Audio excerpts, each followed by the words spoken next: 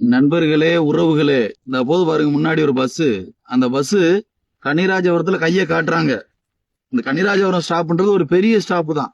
அந்த பெரிய ஸ்டாப்ல வந்து அந்த பஸ் நிப்பாட்டாம அவர் வேகமா போறாரு. இது ஸ்டாப்ல நிப்பாட்டினாங்கல்ல, கன்னிராஜபுரம் ஸ்டாப்ல நிப்பாட்டினாங்கல்ல, உங்களை கன்னிராஜபுரத்து ஸ்டாப்ல நிப்பாட்டினாங்கல்ல, ஏன் நிப்பாட்டாம வர்றீங்க?